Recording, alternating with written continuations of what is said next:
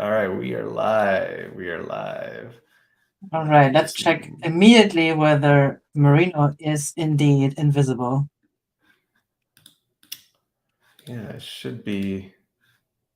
Oh no. Okay, so I'm looking at the stream right now and I see myself. So Okay, then it's just me. I'm just not allowed to see you. that's strange. You should be able to Let's see do me. it.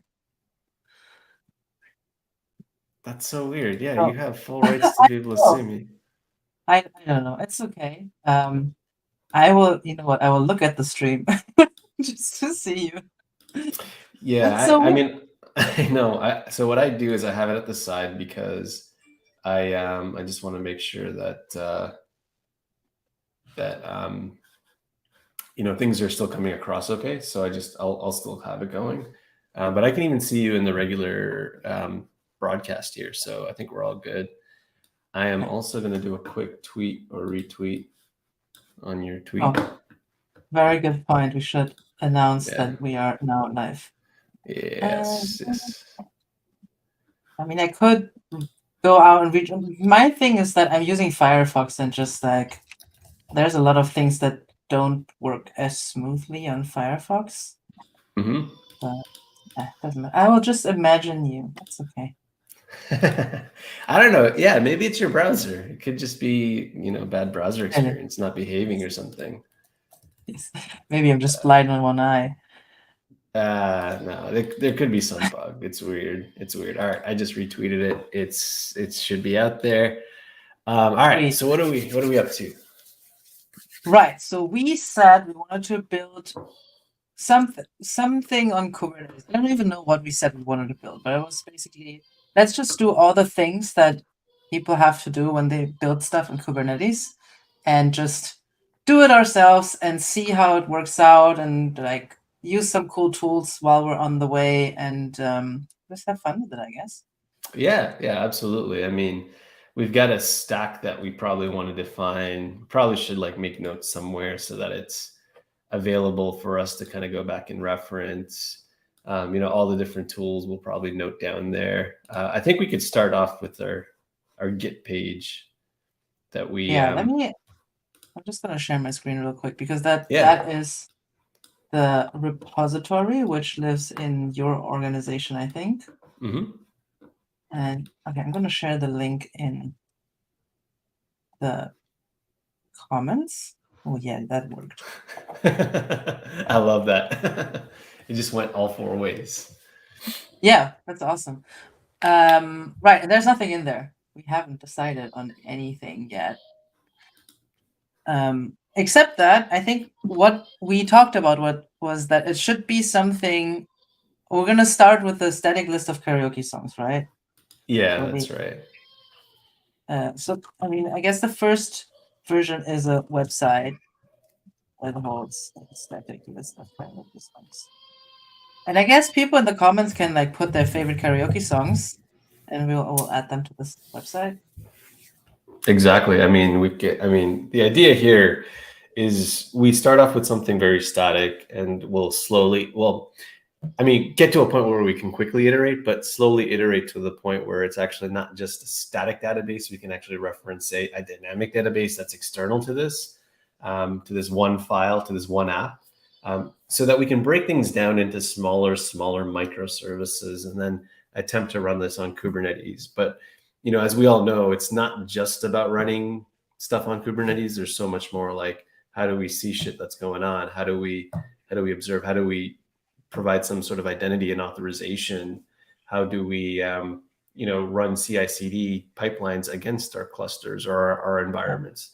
There's so much that we could get into, right? But it's like starting small with an MVP, a minimum viable product, and then growing it to Yeah. something that becomes scalable. Hey, maybe even becomes an actual like software SaaS solution or something like that.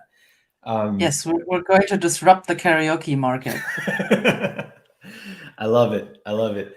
The one thing though is that when building apps, right? I always question, is Kubernetes or the approach that we're taking the right approach?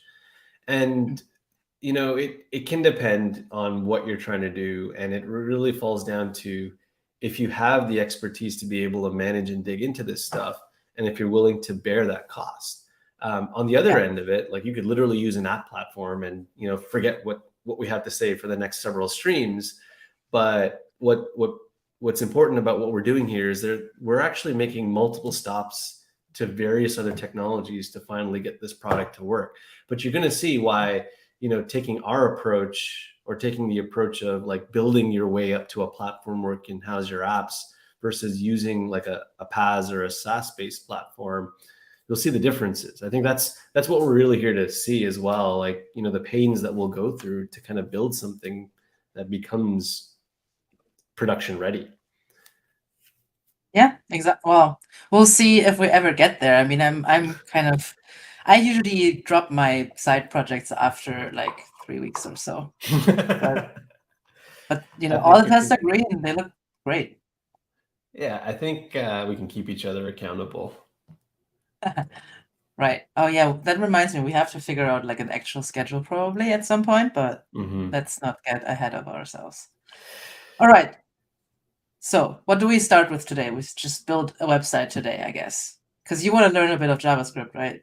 That's right. That's right. And how would we even start building a website? Why would we even pick JavaScript for that matter?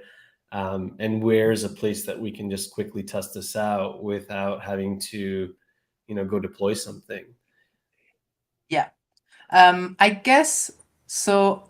For out of the two of us, I think I have a bit more experience with building websites, or like just being. I used to be a web developer, and we don't actually have to write JavaScript, right? Like we could just write an HTML page and just like open that in our browser.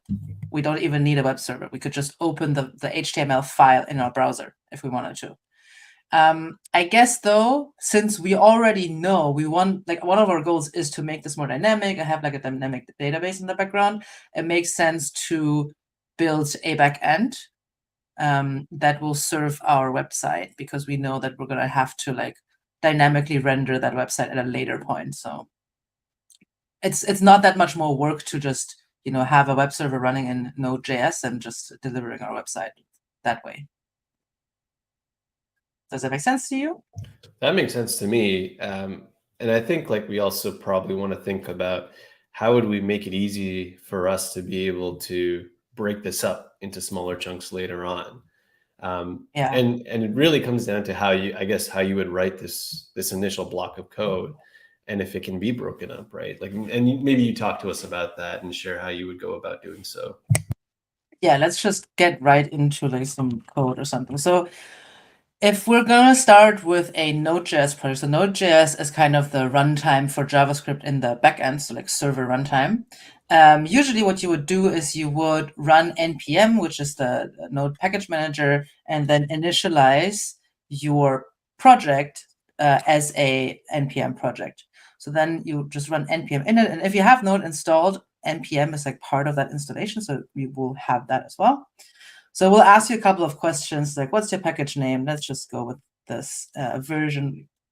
Let's do 001. Description. Also karaoke app. We'll figure it out later. Our entry point, usually the default is index.js. Some people make it main.js or whatever. I don't really care that much. So let's just keep index.js. It will ask you for the test command. So this is the command that you will run if you want to run tests. I will leave this blank for now. We haven't discussed tests yet. The Git repository, I think here it will read that out of the Git config file. And then you can add some keywords, which I'm also going to skip. Author.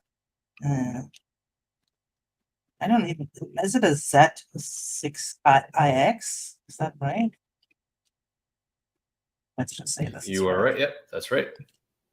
Cool. And then you can like check the JSON before they create it. That's probably all right. I've never seen any mistakes. So after we've done that, we've set up this package JSON. And this is kind of for the future, our core entry point for this Node application. So obviously the entry point for the code is index.js. But whenever you want to like do anything with npm, it will look into this package JSON and check out, how do I run tests? How do I start the application? How do I run a development version of this application? We will get to all this. One important thing is when we install any kind of dependencies that we need, for example, web server, it will also show up here in the package JSON. And that's how, if I upload this to Git and someone else clones the repository, that's how they know that these are dependencies that I need to have. Because if you check out JavaScript or a Node.js application, the first thing you do usually is run npm install. That installs all your dependencies, and then you can like start it. So does the npm install kind of read this package.json file to be able to determine what dependencies to install? Yeah, exactly. Okay. You could also use Yarn, which is like a modern, more sophisticated package manager that's, I want to say, based on this npm. And then you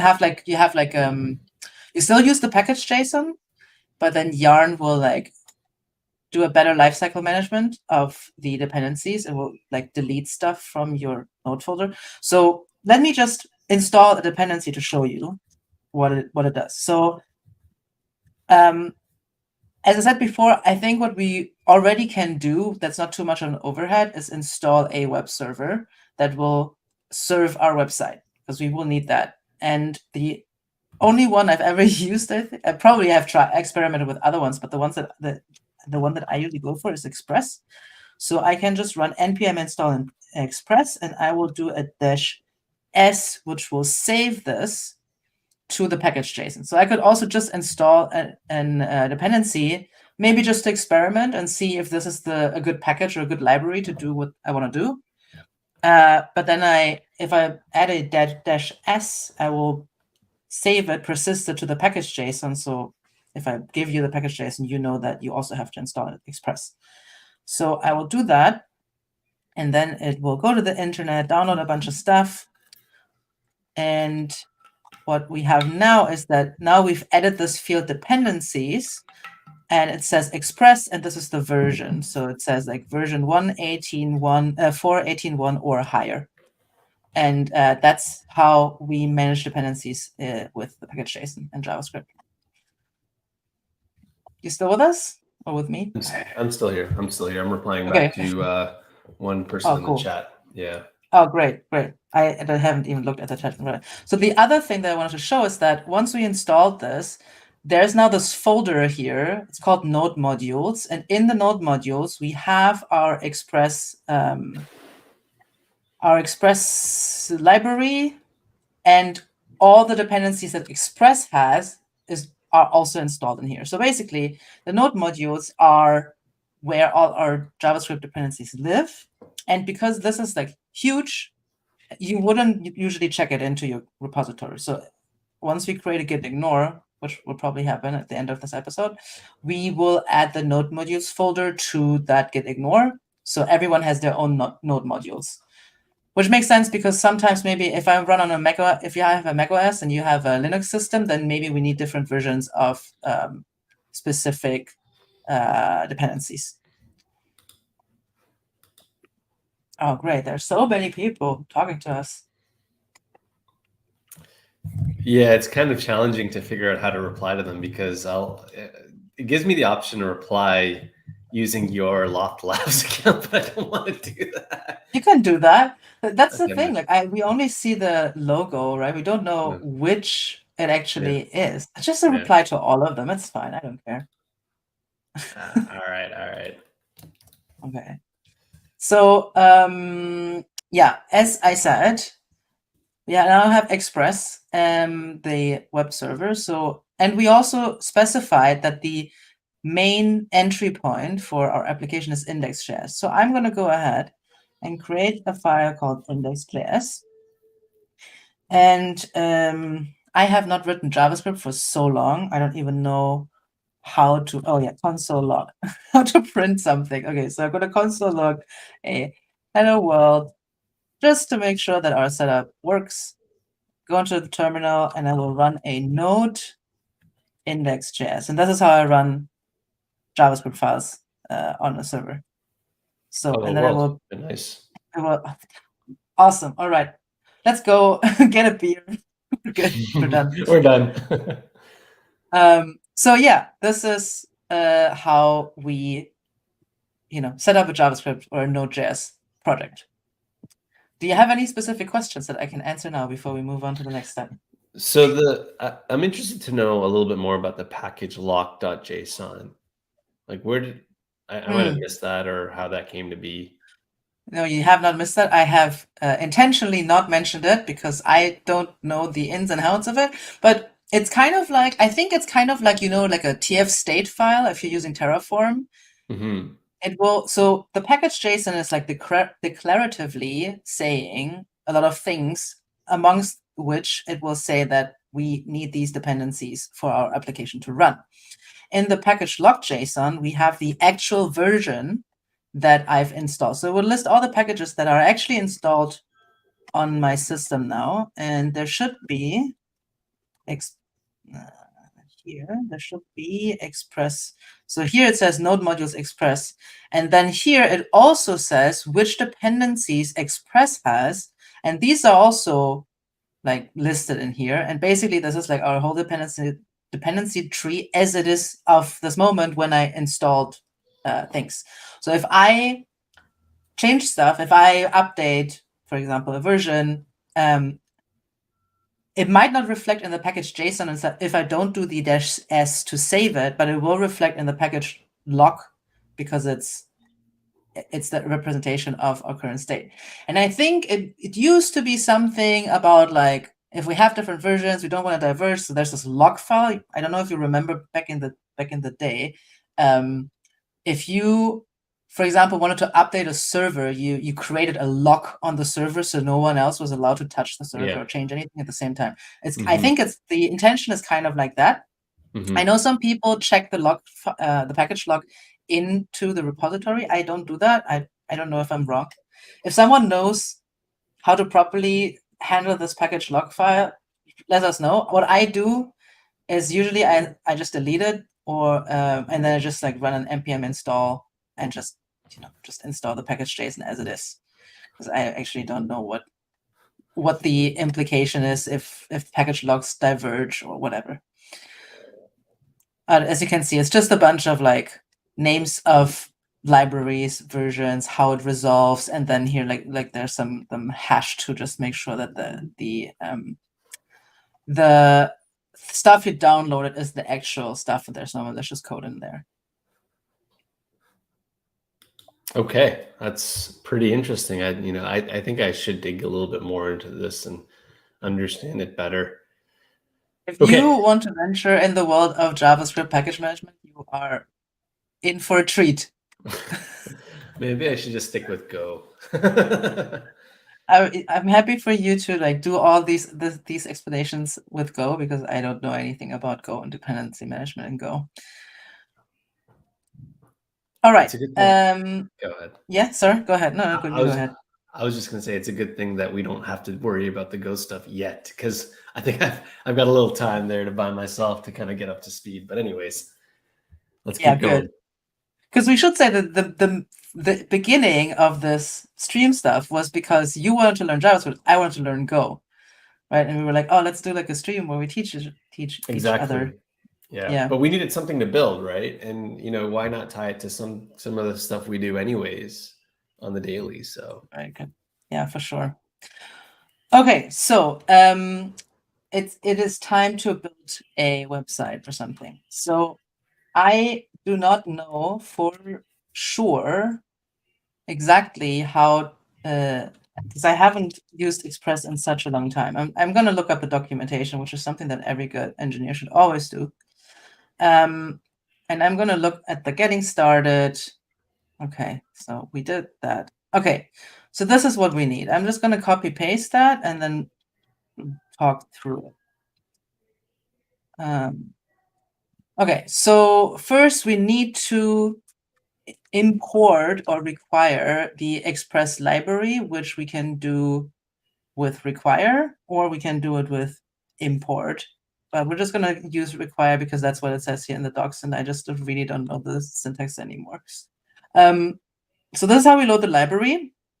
And in this case, and this is why people hate JavaScript, I think, this is an object, but it's also a function. JavaScript is an object-oriented. It's not an object-oriented. It's a prototype-oriented language. So I don't want to get into all of this, but like this is a function, but it's also an object. Okay, so we can call this function, and by calling this, we create a new web app. And we can now define some things for this app to do. So for example, this line 6 to 8, here we basically say there is a path that you can call, which is the root path. And when you call it, Express will pass in two parameters into this function that we have here.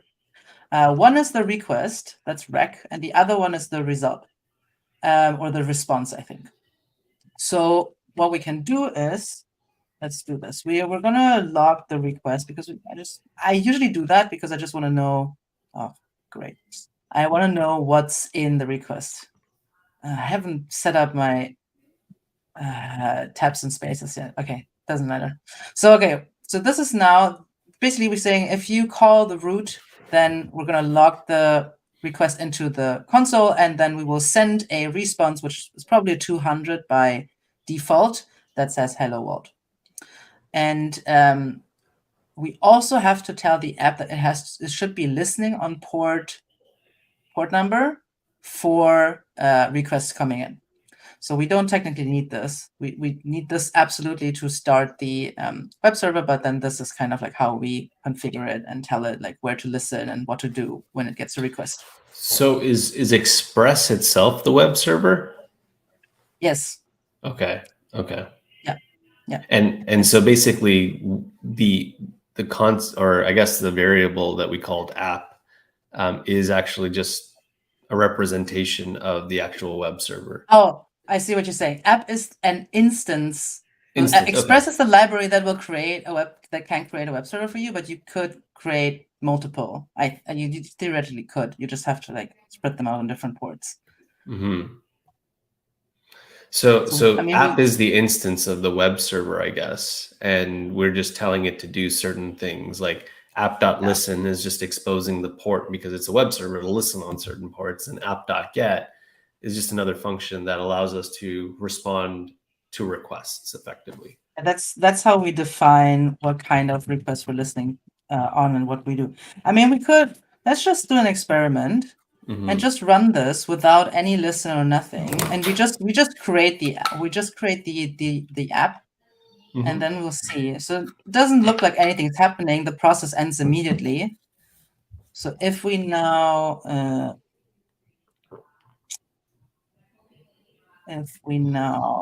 just do the listen part, that should start the web server actually. Right. So now we have this is just the log here, and we're listening on port 3000. And now, how do I open a second terminal here? So now we should be able to call. What was it? 3000. Nice. And it just gives us nothing, obviously, because we don't have anything to call at the moment. But it will give us a response. So now the web server is running.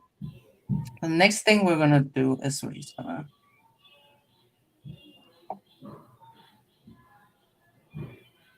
now we should.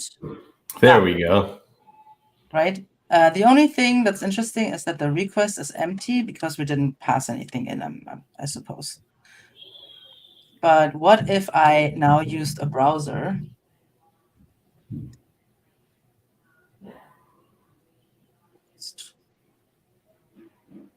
So now we get the hello world in the browser, and so this is how the request looks like, right? If I go in there with a browser, this is just a bunch of stuff. Oh, so the web server that is running currently is basically outputting all this information, I guess. Yeah, because I did a console log on the request. Mm-hmm. So we can see all these things that this is a standard HTTP request. This is pretty. I think this is native. I don't think this is like an Express specific thing. And interestingly, the request itself also has a server response already in there. I'm not quite sure what it is.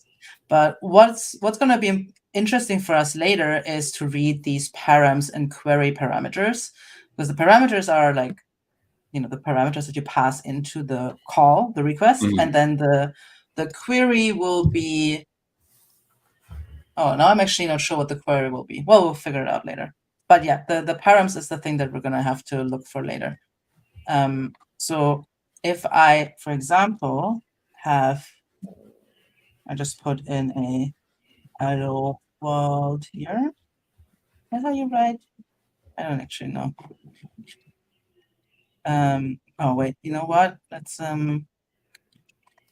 this is probably gonna be really hard to read really quick. So here now it says it's in the query, it's in the query object. So we have a key that has a value. So the key is hello and the value is world, just as I put it in the URL, right? Mm-hmm. And then if I do I think I can do something like this. And then if I just put in 1, 2, 3, 4, it should give me 1, 2, 3, 4 as this ID param. Oops. Let's just see. Right.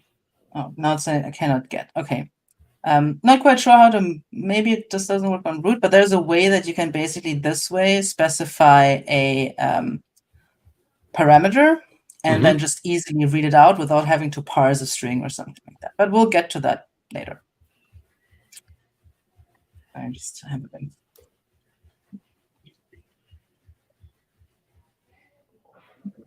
So now that we have that, we could just literally build a website.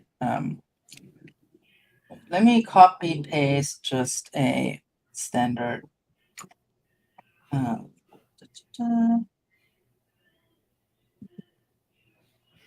As I don't really want to type this all. So this I'm stealing this from our quick start guide. And I'm just going to delete all the specific stuff. But we just want to do something like this, and then we're going to have awesome. Okay, so you're actually adding some more depth to this website. Okay, first of all, this is supposed to be like a real document. I don't want to make any mistakes, and then we can I don't know, we can use a front-end framework later to make it actually look like an actual website, how websites look like. Oh, we can make it look like the Space Jam website. You remember the movie Space Jam? Yeah, they made I guess another version just recently. You know what Oh no! Oh yeah. But have you ever checked out the Space Jam website? No, I haven't. It has not changed since the year of 1996. What? That is Look interesting. at this. Oh wait, this is the new one. Oh no! Shit. Okay. Oh no. Well, the old one was literally like a 90s website. Okay. Let me see. I think I saw something like Space Jam Com 1996. Oh, yeah, this is how it looks like. It looked like up until they released that new one. We could make a website that looks like this. We could have the parallax scrolling of yesteryear, which was just background fixed, and we can have like a spinning envelope for email. And I just love this website. It's great. That's pretty awesome. Yeah, I guess we could borrow some of the I guess ideas from here. Like the aesthetics. Yeah, I see that. We'll see where we get there. What's your go-to karaoke song? The one by Journey. Don't Stop Believing. Yes, yes. Wait, I want a unordered list. And then Is and that then the UL is unordered list is basically an yes. HTML thing, right? Okay. Yeah, it's a HTML native element, and it just has a bunch of stuff that we can do later with it. Especially if we are deciding to use a front end framework, then there's like a bunch of cool stuff that we can do with list objects, with list elements. So we have Journey, Don't Stop Believing. It's a great song, by the way. It's an awesome song. It's probably like you get everyone that just wants to sing it. Right? Do you enjoy the Glee version of it? The what version? Oh yeah, do you remember Glee, the show? Oh yeah, I know the show. I never really watched it, and I've never really heard it, so I probably should listen to it at some That's point. a great version. Like that's how I first heard that song, I think even. What? Oh, that's interesting. Yeah, I know. Okay.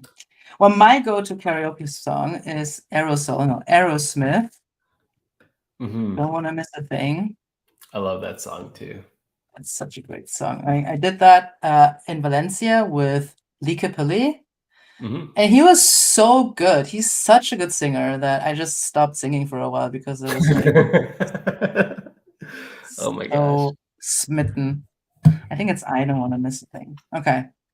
Let's look in the chat. If you have a song that you want to put in the super awesome karaoke playlist, because I'm going to karaoke on Friday, so I definitely need some good songs.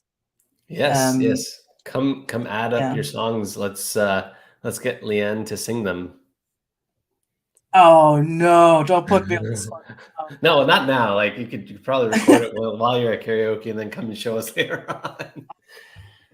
I did say that there was some karaoke, and then I think people took it as like we're gonna sing on the stream, which Yeah, that's not happening. Not at this time of day, not in my current state. It has to be later on in the evening, after dinner, after several beverages, and then we're ready to exactly. go. What time is it now for you, by the way? It's before noon. It's about Oh, okay. 11:34. Yeah. Okay, it's 5:30 for me. So I get theoretically Getting there. uh, I'm just looking at my karaoke playlist. So I'm just looking at like songs that I have. Oh, you know which one's good? I have here Hallelujah by Leonard Cohen. I mean that's good, but That's an that's a amazing good song. Like my karaoke song philosophy is that I don't want to go for the obvious ones, right? Like I don't want to sing Wonderwall by Oasis, but I am okay with Don't Look Back in Anger by Oasis. I just want people to like when the song comes up, I want people to feel like, oh, I haven't heard this song in forever. I love this song. Exactly. You know what song I've been listening to a lot? I'll tell you. It's called, hold on. Dang it. I was just listening to it like several times on repeat this morning. Everybody Wants to Rule the World by Tears for Fears. Oh yes. Oh my That god. is such a good song. That's a song I haven't heard in a long time. Right? Yeah. Hey Engin. Hey, Engin, how's it going? And then Kumar is like, to be honest, I have heard I'm guessing he hasn't heard karaoke word before, but he wants to hear you sing. So you're gonna sing? Maybe in one of our other future streams. Maybe we should do a later night stream or something like that. Oh, maybe we should. Okay, let's focus though. Like this is getting too tangential here. Okay, I am just going to restart. And you know what? We're gonna do a thing here where I don't have to like quit the process all the time and restart every time we make a change. But we're gonna get to that later. So every time we make a change in the future, I would like the server just to pick up the changes immediately, so I don't have to like leave the process. So okay, I'm gonna leave this on because I love this website. And now, oh no, cannot get 3,000. Oh, I haven't fixed this yet.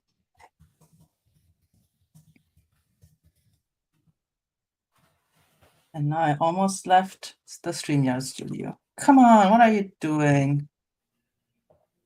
Let me just see if I made any mistakes, because that's very likely. So we have the response here. We do say send a response. We're listening to the port. What am I doing wrong?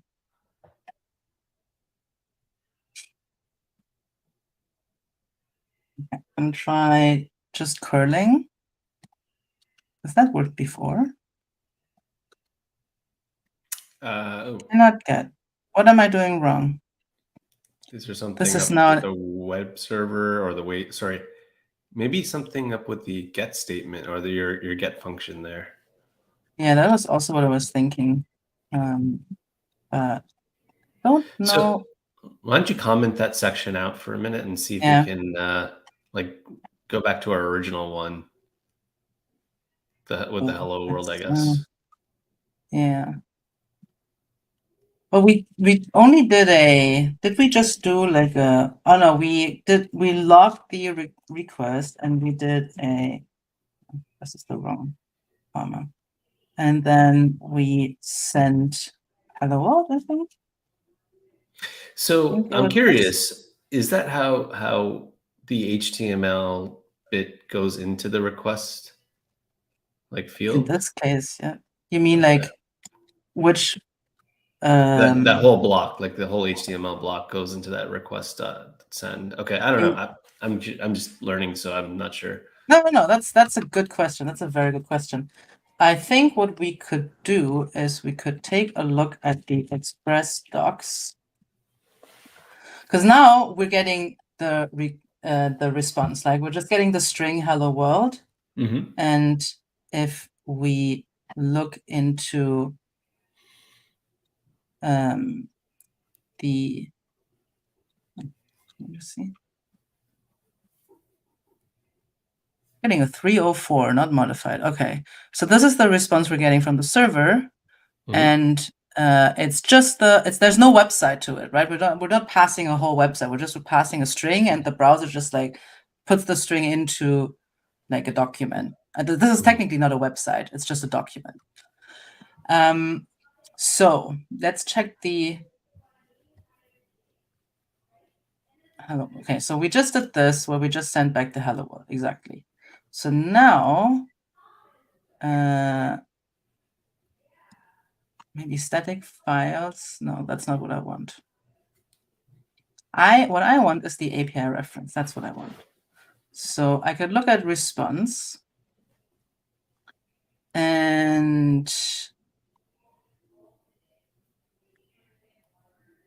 we did a response send, I think. So yeah, okay, so here we see there's different things that we can put into the send function. And this is, again, why people don't like JavaScript. It's like, you just never know. You can just put whatever you want in here. You could put like just some JSON in here. You could put like a whole. So that's probably what we want. The third one there. Yeah, this is a string, and oh, maybe we have to set the content type. Maybe we have to tell Express that this is like a, okay, let's try that. This is HTML. Maybe we need to do that. I don't actually know if we do, but let's just go with the flow, try it out. Okay. So we're gonna. So hold on. When you did that, you highlighted everything and you removed the double slash. Yes. It's a command slash. That's it. Oh wow, that's pretty neat. Yeah. It's somewhere in here, I think. I gotta get better with VS Code. Yeah, it's only for programmers, but I think it's, yeah, toggle line command slash. It's Nice. very powerful. Yeah, Nice. highly Okay. recommend. Okay, so let's try it again. Oh, That's nice. what it was. Nice. Okay, so all right, we had to say that this response is an HTML document, and only then was either the browser or the web server itself able to kind of like interpret what we had in the correct way. So here we go. We have now a playlist of 4 songs because no one else shared their favorite playlists. I mean, So what are the songs that you sing in the shower? That's what you need to think about. Yeah, sorry, go ahead. so one thing I will say is like this might be a great opportunity to let's pretend that Lian's laptop is about to crash and we want to get this up into Git, right? Yes, yes. Let's go. Let's do this. Okay, so first, Mm-hmm. I will probably, you know what, I'm going to show you something cool. And I don't know if Please. you know this, but maybe some other people know. So I usually first check Git status because I just want to see like what are the things that we've created and modified. And You modify the README, right? yes, I added like the description of what it is. So I'm going to do at, I don't know. I don't want to even go to, oh shit. I don't want to overdo it, right? I know we're like, especially as a DevRel, we're always like creating these super nice examples that are like perfect. But I want to do this like I would actually do it. So I will just write like really shitty commit messages. Like something super useful, like updates readme. I Yay! love the description. So awesome. So I awesome. This know, is right? perfect. Will help other developers update README. Okay. The other thing is I want to create git ignore. And I know I could do this like not manually, but I'm just going to do it because why? So what is the purpose of the git ignore? It tells Git which files I just don't want to keep track of. So it won't prompt me to commit them later. So here, for example, Git is telling me that these files are untracked. So I created them and Git doesn't know about them. So when I create a git ignore, so it's .git ignore, and I do a git status again, now it doesn't see the node modules folder anymore because I put it in the git ignore. So we'll just like, I don't know this. So if I make any changes, Git just won't pick up. And what would be some reasons why we wouldn't, want to track these particular files? Aside from So the yeah, go ahead. node modules folder is just like super big, and it's not necessary because I know what's in the node modules folder from the package.json. So if I just run an npm install, I will have a pretty similar version of the node modules folder on my machine. That's one reason. Also, like when you experiment with stuff, like I said before, if I do an npm install, but I don't save it, it will still be in the node modules folder because that's where Node looks for, if I run this require or import, that's where Node will look for this library. It will go into the node modules folder and try to find the folder called express, which is here. And if I just experiment a lot and I have a bunch of folders in here, I don't want you to have the same folders, right? Like, I don't want you to, you don't need to keep track of it. Yeah. Yeah, occasionally I will delete it. Yeah, so that's the reason, like package lock is something that I personally put in the git ignore because I don't know what it actually does. But again, if someone knows why you shouldn't do that, please let me know or let us know because I would really much like to know that. So yeah. Okay, as I said, I'm gonna put the package lock in there too. Oh, and then what you can also do here, right, in the git ignore is it does like glob matching and everything. So you could just, if you, for example, some people put, for example, sometimes you have a website or a web app that's not completely rendered. You just have the individual modules, how to render it, or how to build the website. And then you have to build it, and out of the build, you have some static files, and you put those static files on your web server. So maybe if you have a build folder here, you want to put the build folder into a git ignore as well, because the CI/CD will build the website from your changes, And that is the thing that goes onto production rather than your version of the build. So you would put that into the git ignore as well. Basically, anything that you want that you only have for development reasons, for example, I would put that in git ignore always, because what goes to Git is usually the version that should go to production if you're doing continuous delivery, which I hope you're doing.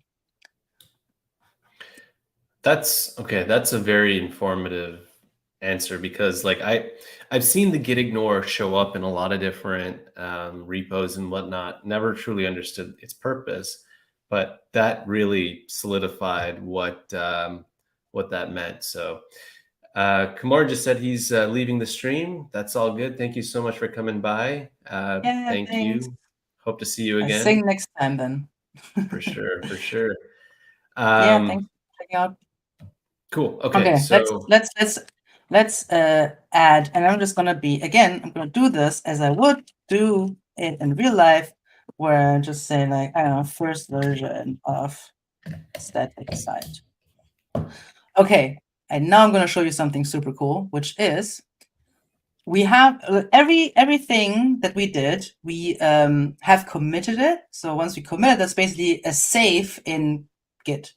So if you just save it on the file system, it's not really saved in Git, but once you do like a commit, you're basically saying like, I'm committed to this change now. Now Git, you know what's going on.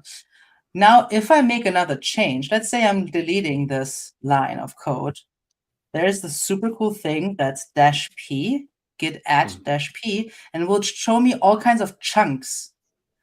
So then I can just say for each of these chunks, do I want to commit this, or do I want to add this? Do I want to stage this change, or do I want to not stage it? Do I want to just stop looking through my changes? Do I want to add all the changes in this file? Do I want to add none of the changes in this file? So that's just, if you do a lot of changes, it's really convenient to use the -p way of staging things, because then you can like go through each change individually. Maybe it also makes sense to say that to explain the difference between add and commit, because I didn't understand that for a long time. So in add, you're just staging a change. You're basically just saying like, this is a change that I made, and then in commit, that's when you actually save the change to your repository, and you then they show up in the log. But that's your local repository, right? Yes, because that's my it hasn't been quite pushed up to Git as of yet. 100%. So I say Y for yes, I want to stage that change. Now it's staged, but it's not committed yet. So I can like, I'm using it as just like a separate safety if I just like add a lot of stuff and I just forget about things. So I remove unused line. That's one of my favorite commit messages. So remove unused. And now if I look into my log, I can see all the changes that I made. So every commit that I've made,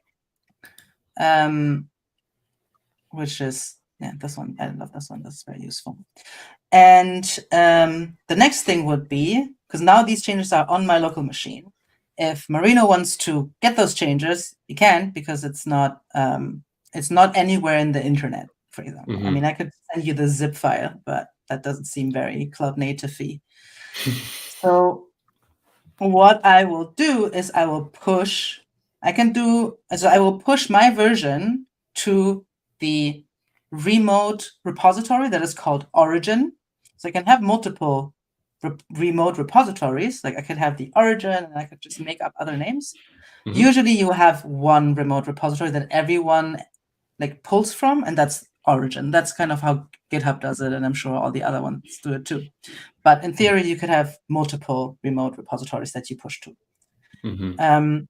So I think it's set up in a way that origin and then the name of your branch is just the default. So if I just do git push without any other parameters, it will just assume that I want to push to origin, and this is the address of origin, and to the branch name that is my branch. Oh, wait, this is not an assumption. This is because we set it up when I cloned the repository. When I cloned the repository, Git already configured that my main points to the remote main.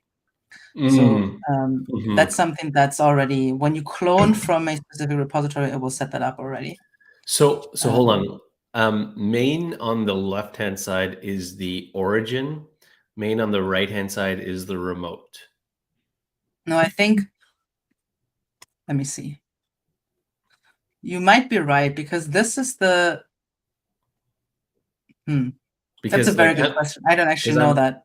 I'm actually looking at it from a directional standpoint. Like that arrow is telling me Yeah. I need to take what I have and move it into. So what if you actually changed your branch name to something else? Or let's say you wanted to create a new branch. What would that look like? If I want to create a new branch, I will do git branch and then a new branch, for example, and that will branch off of my current state. So it will take the current state that I'm now is the base of the new branch, and then I can go to new branch. No, wait, branch that. Oh, I think it's git checkout -b, and then I can go to new branch, and that's how I create a new branch. Did I forget how to switch branches in the you know what? I did. Oh no, I know. Okay, all right.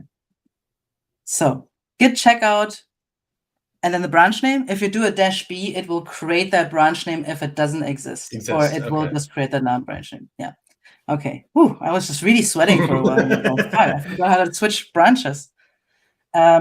So here you can see that my head is on new branch, but then this commit also lives on origin main, origin head, and main.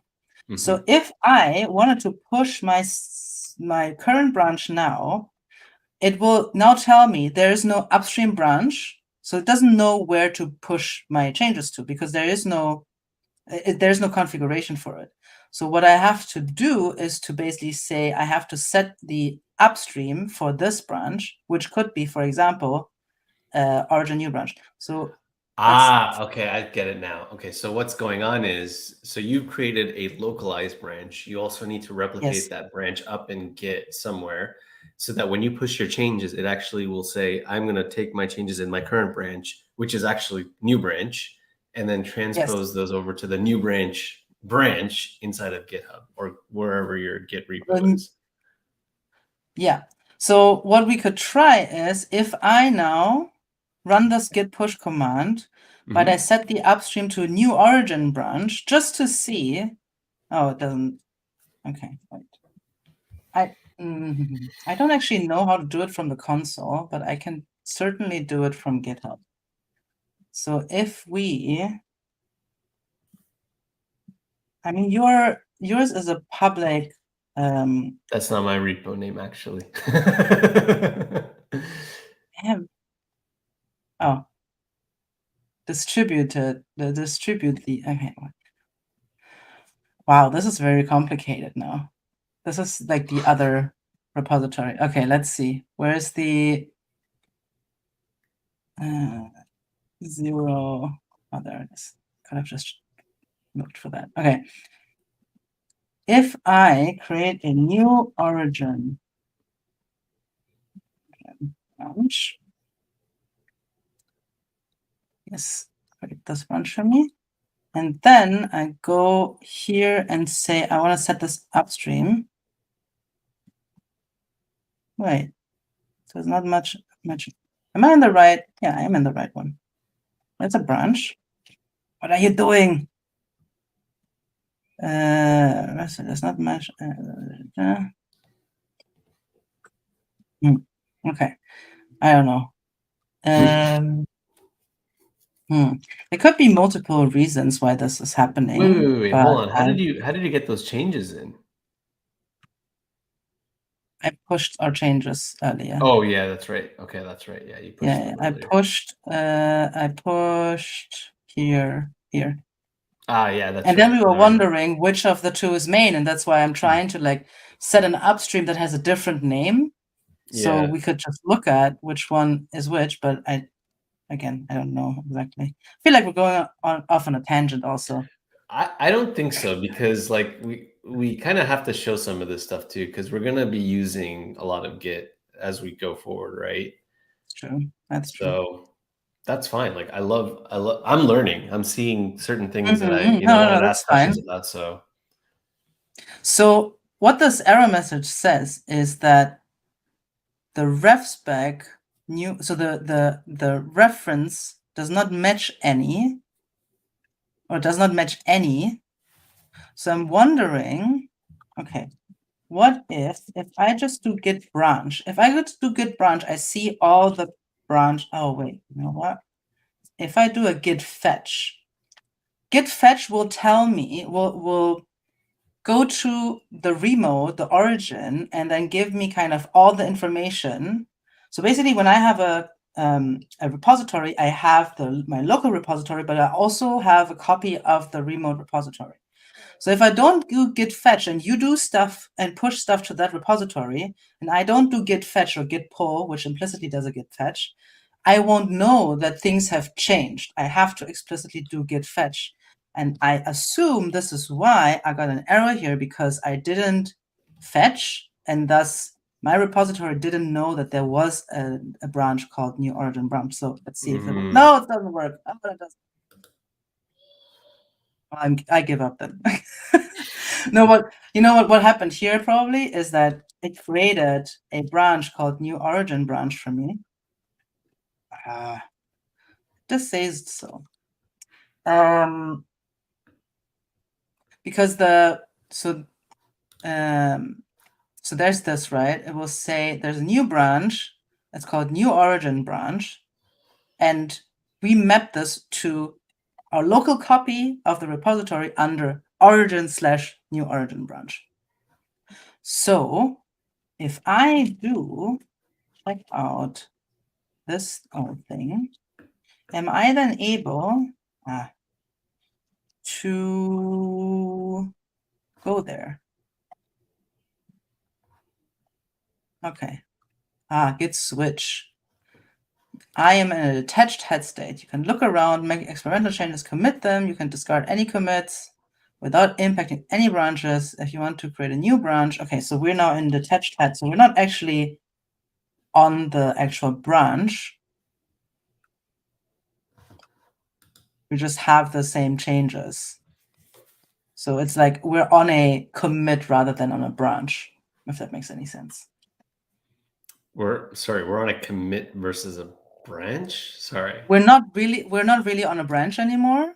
Mm-hmm. We are just on a state that holds all these commits. So this is what a detached head means. So, like the head is not really, usually you have a head on a branch, but right now we're in a detached head state. So when we're in a detached head state, okay, we can pretty much do everything, but we're just not on a named branch. I don't know if it's internally a branch as well. So it's like I'm basically just writing in some random text file that is not tied to anything. Kind of. Exactly. Okay. And then if we want to actually, if we can even commit stuff, but then when we're done, when we're like, okay, we made all the changes, we can then switch to a branch and take all the changes with us. I've never used the detached head state, because that detached head is something that happens when I really fucked things up on Git, and I'm like, oh shit. And then I'm maybe I'm on a branch that other people also work on, and I don't want to fuck things up for them as well. So then I will go to detached head, and I will do like, okay, I'm going to show you something. Well, actually, first I'm going to switch back. Oh, super good command, by the way. If you do check out main, like this is how you switch between branches, like git checkout. If you do checkout dash, you check out the last branch you were on. You just automatically switch back to the last branch. Interesting. Really useful, super useful. This is the most dangerous git command I know. It's called reflog, and it shows you like all the stuff that you did, and you can literally walk through and just like revert to things that you never committed. This is not commit. This is not a log or something. It is a log, but it's a log of everything you did. Like I checked out moving from main to new branch, and you can go to that old state. If I really fuck things up really, really badly, I will sometimes go to reflog and then try and like retrace my steps this way. But it's very powerful, and it's probably more likely that you're gonna break more things.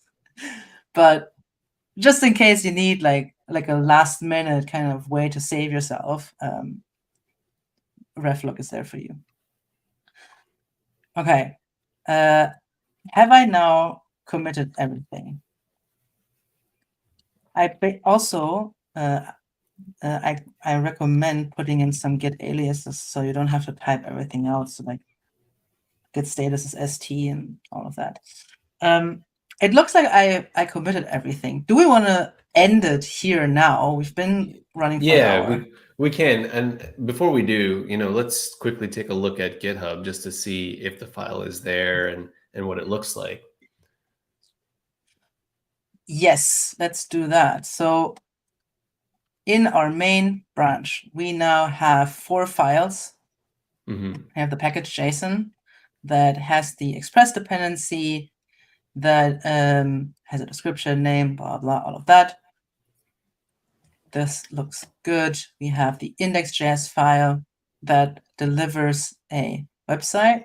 And I'm so happy that we found this one out, because this is like, I don't know why this was necessary, but it's good that we know. I love this. Okay. Yeah. And the README now has a description of the thing that it is. This is awesome. Okay, so I think you're right. This is probably a perfect end spot because we built a very basic initial app that is very static. There's nothing special about it. It's just displaying basic information. It's serving up through a web server. What I think we could do for the next stream is there's 2 directions we can go. We can try and build out the app a little bit more so that we have more functionality, maybe a larger database or a larger set of information. Maybe we make the app a little bit more interactive, right? Where we now associate any sort of song you pick will lead you to a YouTube link to the song itself or something like that. Yes, that would be good. Or move it to a state where maybe we Dockerize this, containerize this, and then try to run this on a container engine or something. 2 directions we can go. I like all these ideas. I think we should let the audience decide that. We should just tweet about it and let people ask people what they think would be cool to do next. I like that idea so much. Okay, yeah, it's like a choose your own adventure kind of thing. But please don't rabbit hole us. No, yeah, well, or maybe if it's cool. I mean, we're not technically not doing it just for ourselves, right? We do want to show people how we talk about things and try to solve problems, and I know some things, but I haven't been an engineer for so long, so I probably need to look up most of the stuff that we're doing, and I guess so do you. Yes, exactly. I mean, there's so many things that I want to dig into that maybe next week I'm the one driving a little bit, and Yes. I'm probably, and this could all be dictated by where we want to go with this next week or next time we do this. And that's why we leave it up to the audience. Decide, do you want us to containerize next, or do you want us to build out more functionality? Because it's interesting, because now it's forcing us to think like developers at this point, right?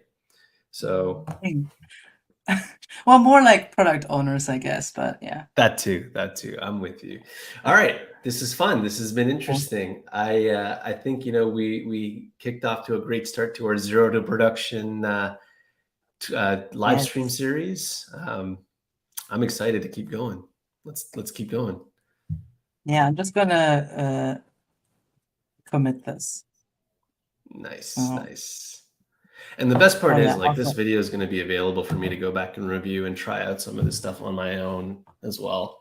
Because the best thing is you're leaving a point in time copy of what your work is, and it becomes available for later on for reference. So Engin, hey, if you want to come up on this stream one day, it's not like we're going to just limit it to ourselves. If you want to help with that stuff, with the Pulumi IAC stuff, you're more than welcome to. I'm more than happy to have you on.